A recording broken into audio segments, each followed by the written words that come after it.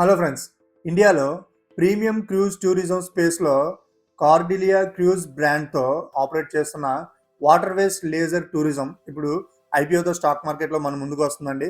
అసలు ఈ కంపెనీ ఏం చేస్తుంది, IPO dates, price band, issue size, lot size, GMP, అలాగే ఫైనల్గా అప్లై చేయాలా లేదా స్కిప్ చేయాలా అన్ని విషయాలు ఈ వీడియోలో క్లియర్గా చూద్దాం.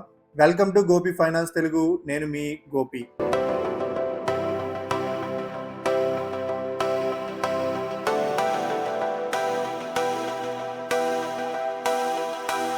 ముందుగా ఒక చిన్న డిస్క్లైమర్ అండి. ఈ video education and information purpose మాత్రమే. అప్లై చేయమని లేదా స్కిప్ చేయమని అడ్వైజరీ అయితే కాదు. First of all IPO main details మనం చూసుకుంటే, ఈ ఐపీఓ మనకి 23rd June ట్యూస్డే ఓపెన్ అయ్యి 25th June థర్స్డే మనకి క్లోజ్ అవుతుందండి. అంటే 23rd June మనకి మార్కెట్ ఓపెన్ అయినప్పటి నుంచి 25th థర్స్డే మనకి మార్కెట్ క్లోజ్ అయ్యేంత వరకు ఎప్పుడైనా జాగ్రత్తగా చూసి మనం అప్లై చేసుకోవచ్చు అనమాట. ఇక 29th June మనకి అలాట్మెంట్ డేట్ అయితే ఎక్స్పెక్ట్ చేయొచ్చు. అలాగే రిఫండ్స్ లేదా డిమాట్ క్రెడిట్స్ మనకి June 30 ట్యూస్డే ఇచ్చారండి. లిస్టింగ్ మనకి July 1 ఇచ్చారు. ఇది బోత్ రెండు బిఎస్సి అండ్ ఎన్ఎస్సి రెండిట్లో కూడా మనకి లిస్ట్ అవడం అనేది జరుగుతుంది. Price band, lot size, issue size చూసుకుంటే మనకి ఇది ప్రైస్ బ్యాండ్ 769 to 808 రూపీస్ వరకు ఉందండి. లాట్ సైజు 18 షేర్స్ అయితే ఉన్నాయి ఒక లాట్లో. ఇష్యూ సైజ్ అరౌండ్ 585 crores ఉందండి.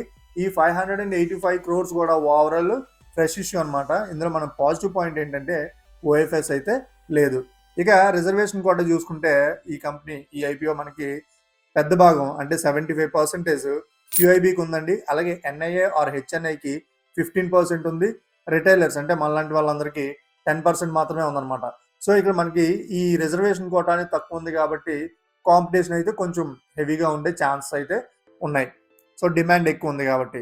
ఇక ఈ కంపెనీ బిజినెస్ మోడల్ చూసుకుంటే అసలు ఈ కంపెనీ ఏం చేస్తుంది అని చూస్తే మనకి వాటర్వేస్ లేజర్ టూరిజం అనేది కార్డిలియా క్రూజ్ బ్రాండ్తో క్రూజ్ టూరిజం బిజినెస్ని ఆపరేట్ చేసే ఒక మంచి కంపెనీ అనమాట. సింపుల్గా చెప్పాలంటే luxury cruise, travel packages, on boarding, hospitality, food, entertainment, rooms, tourism experiences ఇవన్నీ కంబైన్ చేసి రెవెన్యూ జనరేట్ చేసే కంపెనీ అనమాట. ఇవన్నీ వింటుంటే మీకు టైటానిక్ సినిమా గుర్తొస్తుంది కదా. ఎస్, ఆ టైప్ ఆఫ్ బిజినెస్ ఇది చేస్తుంది అనమాట. సింపుల్గా చెప్పాలంటే ఫ్లైట్ ఆర్ హోటల్ వెకేషన్ కాకుండా క్రూజ్ వెకేషన్ ఎక్స్పీరియన్స్ సెల్ చేసే మంచి కంపెనీ ఇది. ఇండియాలో cruise tourism still early stage సెక్టర్లో అయితే ఉందన్నమాట. లాంగ్ టర్మ్ స్టోరీ ఇంట్రెస్టింగ్గా ఉంది, కానీ business execution and demand risk అయితే ఇందులో కనిపిస్తుంది. ఇక ఫైనాన్షియల్ డీటెయిల్స్ చూసుకుంటే ఈ కంపెనీ 2024లో రెవెన్యూ అరౌండ్ 452.15 crores ఉంటే ప్రాఫిట్ ఆఫ్టర్ ట్యాక్స్ వచ్చి 122.73 crores ఉందండి.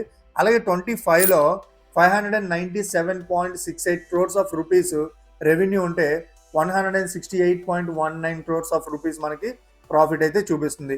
2026లో హాఫ్ ఇయర్ మనకి 586.99 crores అరౌండ్ రెవెన్యూ చూపిస్తే around 52.14 crores of rupees profit after ట్యాక్స్గా చూపిస్తుంది. రెవెన్యూ 25లో స్ట్రాంగ్ జంప్ అయితే ఇచ్చిందండి. 26లో రెవెన్యూ ఆల్మోస్ట్ స్టెబుల్గా ఉన్న ప్రాఫిటబిలిటీ షార్ప్లీ కొంచెం తగ్గిందని మనం మాట్లాడుకోవాలి. సో ఫైనాన్షియల్స్ అయితే మిక్స్డ్గా కనిపిస్తున్నాయి. బిజినెస్ ప్రాఫిటబుల్గా ఉంది, కానీ ప్రాఫిట్ కన్సిస్టెన్సీ అయితే మనం వాచ్ చేయాల్సి ఉందన్నమాట. మినిమం ఈ ఐపీఓకి అప్లై చేయాలంటే మనం ఎంత ఇన్వెస్ట్ చేయాల్సి ఉంటుంది.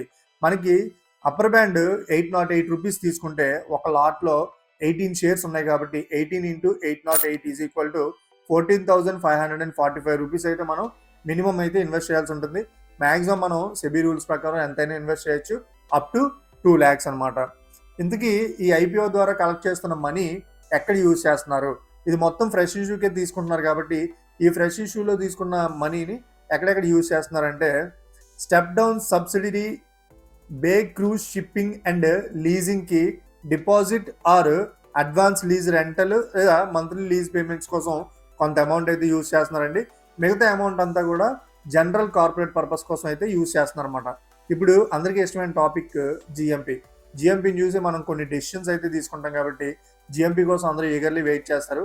కొన్ని రీసెంట్ ట్రాకర్స్ ప్రకారం జిఎంపీ 0 రూపీస్ అని కొన్నింట్లో చూపిస్తుందండి. బట్ వేరే కొన్నింట్లో అయితే 54 రూపీస్గా చూపిస్తుంది అనమాట. సో మనం అంటే ఇంకా కన్ఫర్మ్ కాదు కాబట్టి జాగ్రత్తగా చూసుకొని ఎండింగ్ డే వరకు చూసుకొని, జిఎంపీ అఫీషియల్ డేట్ అయితే కాదు కాబట్టి ఎండింగ్ డే వరకు చూసి మనం చెక్ చేసుకొని అప్లై చేయాల్సి అయితే ఉంటుంది. కంపెనీలో అప్లై చేయడానికి ఏమైనా పాజిటివ్ పాయింట్స్ ఉన్నాయా? ఎస్, కొన్ని పాజిటివ్ పాయింట్స్ అయితే ఉన్నాయండి. ఏంటంటే మెయిన్, ఇండియా క్రూజ్ టూరిజం స్పేస్లో ఎర్లీ స్టేజ్లో అయితే ఉంది. గ్రోత్ ఆపర్చునిటీ మాత్రం ఉండొచ్చు. ఫ్యూచర్లో గ్రోత్ ఖచ్చితంగా ఉండే ఛాన్సెస్ అయితే ఉన్నాయి. Next, Cordelia cruise brand already visible in domestic cruise tourism అనమాట. నెక్స్ట్, ఫైనాన్షియల్ ఇయర్ 24, 25, 26 నెంబర్స్ ప్రకారం కంపెనీ అయితే ప్రాఫిటబుల్గా రన్ అవుతుందండి. ఐపీఓ ఫ్రెష్ ఇష్యూ కాంపోనెంట్ ఉంది. కంపెనీ బిజినెస్ నీడ్స్కి మనీ అయితే వెళ్తుంది కాబట్టి బిజినెస్ ఇంకా గ్రోత్ అయ్యే ఛాన్సెస్ బాగా ఉన్నాయి. Premium travel, leisure, experience based tourism trend long term సపోర్టివ్గా కూడా కనిపిస్తుంది అనమాట.